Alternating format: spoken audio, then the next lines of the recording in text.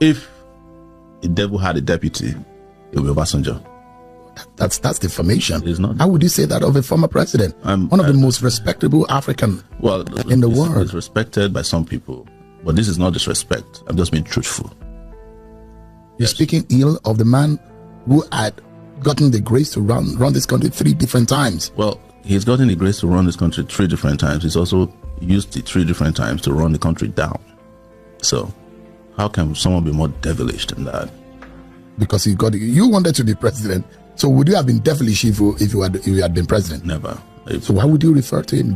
Because his records show that nothing could have been done by the devil that he didn't do. Burning out OD Village, Zaki Piam, manipulating elections. It was during Obasanjo that an election was held in this country where there were no serial numbers in the ballot papers.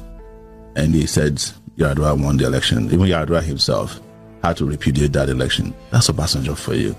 He was the one who masterminded the 3rd time, even though he kept denying it. But that was what made me refer to him as the deputy to the devil. Because, that you're talking about the father of the Nigerian Fourth Republic. Well, he's the father of many things and many people. But, I have also met his children, his biological children. And what I heard from them is, it will make you shudder. For instance, I met his son, Nigeria Obasanjo, years ago. We rode in his car from Benin Republic to Nigeria. It was those days I used to sneak into Nigeria. And the customs, I think immigration were trying to detain me. He came not knowing who I was. And he started shouting, like, why are these people fighting with immigration? So I didn't know who he was. I went on there so that he wrote his name with a pen on their exercise book for entry into the country. He was coming from Benin Republic.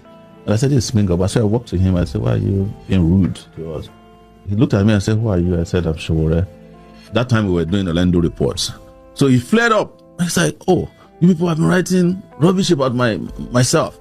And then he turned around and said, but I like one thing you did. And I said, what is it?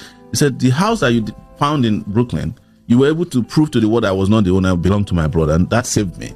So we left. And when he was driving, you know how security people on their own assume that the moment you have an issue, a thief with their Oga, they drove past us, it was a death road between Nigeria and he just drove fast and they had dust covering us. And then he suddenly stopped.